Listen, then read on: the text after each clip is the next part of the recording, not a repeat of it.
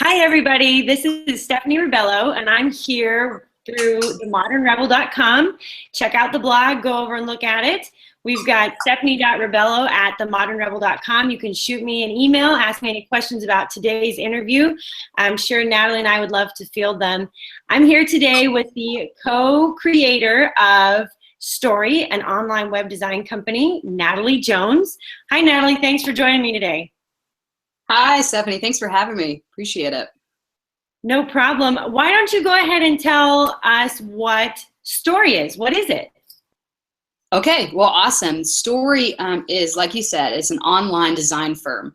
So Megan Weeks and I, she's the other co-creator, co-founder, she and I got together and decided, that we wanted to start something. It was a kind of a funny thing because for my whole life, I've always wanted to start my own business.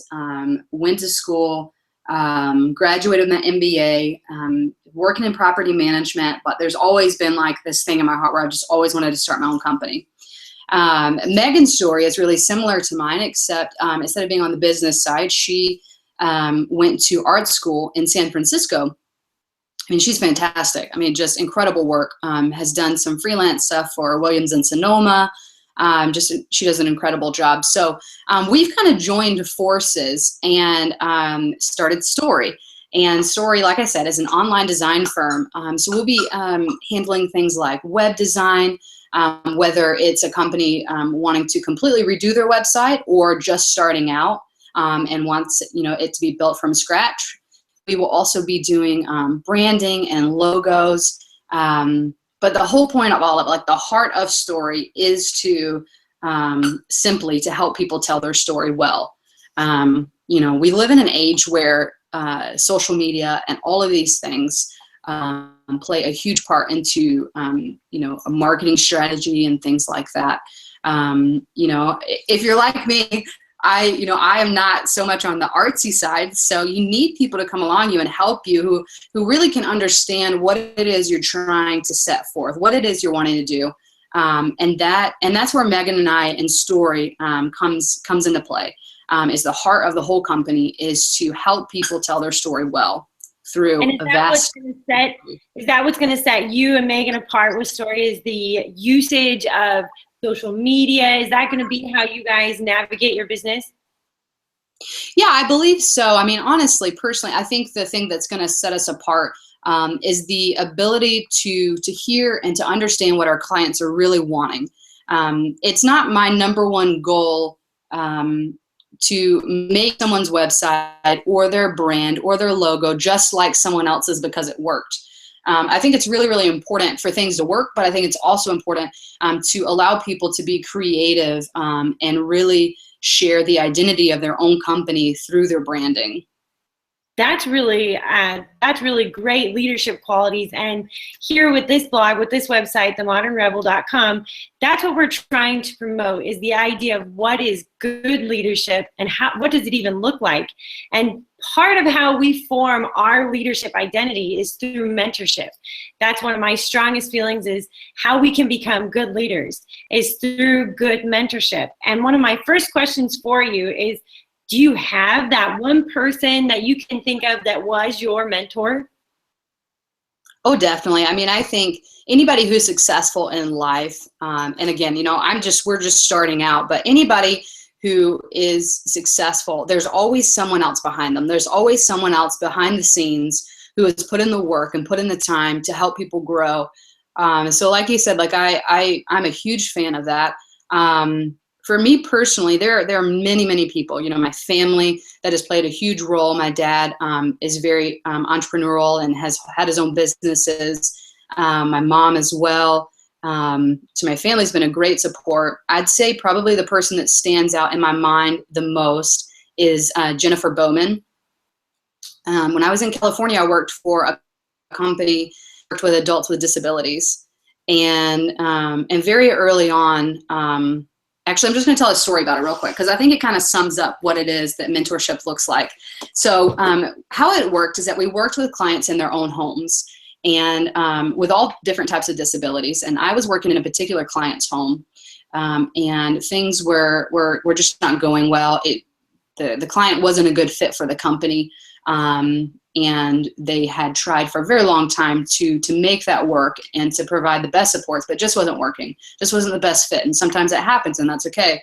So Jennifer Bowman came over when I didn't know her very well at this point. And I'll never forget it. She sat down with the client, and I was in the room as well. And she went through, the reasons why that we, as a company had decided to part ways. And I left that meeting feeling so impressed, because there was so much time spent on the fact that, like we really want, like when she's speaking to the client, like we really want you to have the best support services that you can. And we want what's absolutely best for you. And if that's not us, like that is okay. And we want to do whatever it takes to get you in a place that is the best fit for you. And I was so impressed with that I actually emailed her. And from that point, we became good friends. And through my years at Compass, she mentored me through all types of issues. I mean, as a young professional, you run into things that you don't always know how to navigate, whether that's something that on a personal level, whether it's conflict management and time management, making leadership decisions, calling shots, and, so I'd say that she really sticks out in my mind as someone who really was like a cornerstone in my life, really, that had just helped me become a better person in particular, but also a better business person, a better professional as well. Do you think that there's anything that you take away from Jennifer and maybe that situation that you will definitely use in your company, the story? Oh yeah, for sure. I mean, there's so many things I can't even list them. You won't even have enough time for me to list all of them. But I would say that the number one thing is that Jennifer has a very, very good balance in between people being the most important value of a company, but also like the ability to deal with things well, if that makes sense. So I feel like sometimes what we see is people who are good with people, but nothing ever gets dealt with, if you know what I mean. Like sometimes people do need to be fired, and sometimes people really need to be hired. Yeah.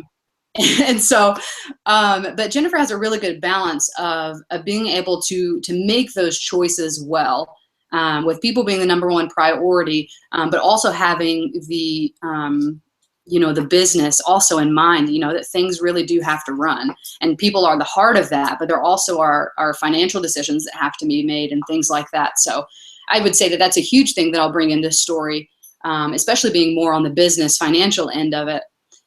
Is the ability for people to be my number one priority. Sure. But sometimes that doesn't always look like what we think it looks like. Well, and that's one of the biggest topics that we are beginning to discuss on the website, is that leadership is hard. It's not easy. It's a very difficult process to be a good leader. And sometimes it's tiring because those hard decisions have to be made. And that leads me right into what is the most important decision that you're going to make, in your opinion, that as being a leader to Story? For you and Megan, what are some of the going to be the most important decisions that you guys make? Well, I mean, like, I think that probably some of the most important decisions that we'll be making is where to take a risk and where not to. That just kind of comes along with business. But in addition, I think once we kind of settle down, and if we open a shop in the future, it's going to be the people. I think it's extremely important to hire people who can walk alongside you and understand the vision, and not only just understand it, but can carry it within their hearts, and in the way that they choose to go about their work and things like that, and really understanding that we're not, we are here to make money, but that's not our number one priority. And finding people that fit, I think can make or break you, honestly. I think it's just extremely important. That's great. Good teams make great leaders. Yeah. That's one of your slogans, is that great leaders train up great leaders. And this is an organization that that I can see being really popular as a grassroots company, and one that people are going to flock to because of your good leadership. But on the flip side, there are some companies out there that as they tend to get larger, they start to institutionalize, they start to dampen creativity and dampen inspiration. And there's all kinds of writing on imaginative thinking, creative, and this idea of playing at work. And one of the greatest supporters, if anybody's seen The Intern, it's not like the highlight box office breaker, but it just gives you an idea of a company like Google, who's taken imaginative thinking, imaginative play, and injected it straight into their company for their employees. Very similar is Zappos.com. The founder of Zappos.com was quoted to say that it's not about my customers, it's about my people that work for me. And if I work hard for the people who work for me, they're gonna work hard for our customer base. How with the story are you going to combat the idea of a silo or institutionalization or the dampening of creative thinking and ideas? Yeah, it's a fantastic question. And I think something that is addressed in companies every day right now. When you asked me that, it brought me back to this moment in my undergrad. We had a professor named Doomer, and he was just incredible. And we had this discussion in class one day about decision making and about leadership and about creating things. And it left such an impact on me because he said, Natalie, there are so many things. Like, okay, so honestly, I tend to be like a black and white thinker. Like, I either want it to be right or I want it to be wrong. I want it to be 2 + 2 is 4, and like that. But life doesn't work that way, right? So it's like, and that's, I'm like, as a young kid, like, this is blowing my mind. And I remember him saying to me, Natalie, there are so many things in life that are abstract. Like 2% of life is black and white, and the rest is abstract. And you have to choose which battles and which hills you're willing to die on. And I think that applies here so well because places like Google, they're not traditional in the sense that everybody dresses up for work and they have these rules that everybody follows. They have core values that lead the people. And I think that's extremely important, especially the larger you get. So you have to, as Megan and I form and create story together, we'll have to figure out, like, what is it that we want to stand for and what is it that we're willing to die for? One of the things that I can tell you right off the bat that we're willing to die for is creativity. That is the core value that our company is based on. If we lose that, we're going to lose it all. Well, that's kind of key is right now where it's just simply you and Megan, you will grow, I have no doubt. But while it's you and Megan, how are you going to inspire Megan from your strengths? And how is she going to keep you inspired so that you guys continue on and make story great? Yeah, it's a great question. I think one of the things that's going to inspire Megan the most is if Natalie does Natalie well. It is so important when you're leading a company or when you're leading yourself, honestly, that you have made a decision in your life that no matter what happens, that you are just going to be as genuine as possible. And honestly, I feel like that's why you see companies like Tom's, Start Something That Matters, and The Giving Keys, and Warby and Parker. You see these companies popping up all the time. And it's because people have decided to be themselves and to literally do what's inside of themselves. So I think one of the best ways that I can inspire Megan is by being myself, by doing Natalie well, by doing business well. And one of the ways that Megan inspires me every day is that we are like polar opposites as far as like our skill sets. And every day that she like designs something and she'll send it to me like, what do you think about this? I'm like, that's incredible. Like, I totally do not have that skill, and that does not threaten me whatsoever. It makes us a really good team. And I think that's honestly the way that we will inspire each other, and will continue to inspire the people in the future that will work for us. Is we are huge fans of people just being themselves. I don't need someone to be me. I need them to be them. That's perfect. That's perfect. And right along with that, you had mentioned before, that's kind of the foundation of your company is your guys' core values, your mission. Have you and Megan sat down to figure out what your core values of story are going to be? Yeah, I mean, for sure. It's still in the works. I think as companies grow, you figure out what's real and what's really the company's really going to stand for.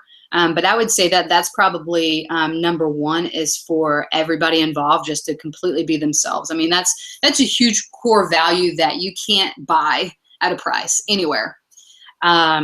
Definitely. And then I would say our customers are going to be probably just as big, because our whole idea is revolving around helping someone else tell their story. So obviously the customer is going to be a huge part of that. And being able to put language and verbiage to someone's story, or what's in their heart, or what's going on in their company, is extremely valuable, and extremely vital at this point, for sure. And then I think there's other things that will kind of get worked out as the company begins to flourish and grow. But I would say those two are probably huge right now. And before we switch gears and get into more of a generalized leadership question, why don't you go ahead and tell everybody, what is the web address? Like, how can people find you and Megan? Awesome. I would love to. So if everyone will go to storydesignstudio.co, it'll take you to a link, and it will introduce you to the Kickstarter that we're doing, which actually will be launched on the 1st. There's great products that are made by Story that I think everybody will love. There's t-shirts and mugs and all types of really cool giveaways. We're so thankful, Megan and I, because we have seen so much support already.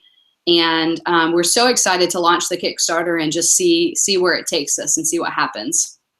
So if I wanted to get a hold of you personally, because I had some questions and maybe I have a up and coming blog I wanted to get out there, how could I email you or contact you? Sure. The best way to do that is to email hello@story-design.co. And that takes you to a general email address that Megan and I both get, and we'd be able to contact you right away and find out how we can help you tell your story. Great. So you're starting this through a Kickstarter campaign, and we are right now on the ground level. So if you want to get in on the scoop, get some good savings on stuff, I recommend going over to that website. What is it? Story-design.co. Go over to story-design.co. It's also on my blog, so if you missed it, didn't have a pen, go over to my blog, themodernrebel.com. I have it all laid out on hyperlinks for you so you can get yourself there. Kickstarter is going to start for them on the 1st, so if you get over there by Monday, you'll be able to get in on some cool stuff, discount price, and help get this new entrepreneur and her co-founder off the ground and get to really inspiring and helping people tell their story. Okay, Natalie, I'm going to switch gears on you for a minute. And I want to get into not so much how you're going to lead Story, but you as a person. And I know that you've done your undergrad in leadership, organizational leadership, and you've gone on to get your MBA. Super proud of you. That's great accomplishment. In leadership, this is going to be tough. What is one characteristic that every leader needs to possess? It's a great question. I think there's many characteristics that leaders need to possess. But I would say that number one is the ability to say either 1, I'm wrong, or 2, I don't have it all. I think that statement in itself is what separates an individual person from real teamwork. I think a lot of times in life, leaders feel a heavy responsibility to have all the answers, to have everything, and as awesome as that can be, because leaders do have a lot to give away, it also, I feel like, can be very detrimental, because it doesn't allow other people with different strengths to come in and offer something of value. If I lead Story with me always being right, then that's a huge problem. If I lead my personal life with always having to be right, it's a big problem. And not only will it stifle creativity, but it also stifles a huge level of vulnerability, which I feel like is extremely important to life, to leadership, to business in general. But yeah, I mean, I would say definitely the ability just to say that I'm wrong or I don't have it all. And right alongside with that, would you also say that being able to have that humility as a leader is also the biggest challenge? Yeah, I would. I mean, like I was saying, there's incredible amounts of pressure to have all the answers. You feel like people are relying on you um, to solve the problem, to have an answer, to provide a path, you know, that's going to work, or whatever it is that's going on. And I think there's a huge tendency to feel like a failure when you're not the one that offers the answer. But I think it's really important, and obviously I'm still learning this, but it's extremely important to, when someone else in the room has the answer, to allow them to speak up and allow them to add value. And that doesn't mean that the leader is a failure. It means that the leader is powerful because they have the ability to let someone else show up. I think that's great. I think you've hit every nail on the head. Thank you so much for joining us today. And I'm going to go ahead and let you give that email address and web address one more time for anybody listening to go over and check you out. All right. So if you're wanting to contact Story, it is hello@story-design.co. And our website is story-design.co. So come check us out. We'd love to hear from you. Thank you so much, Natalie, and all the viewers. I'll be posting this up on my blog if you missed it today. If you have any questions for me about the blog and my interview with Natalie, you can hit me up at stephanie.rebello. It's REBELO at themodernrebel.com, or go check out the blog, themodernrebel.com. Thanks again, Natalie. We wish you all the luck and success in the world. Hey, thanks, Steph. I appreciate it. All righty. Have a good day. You too.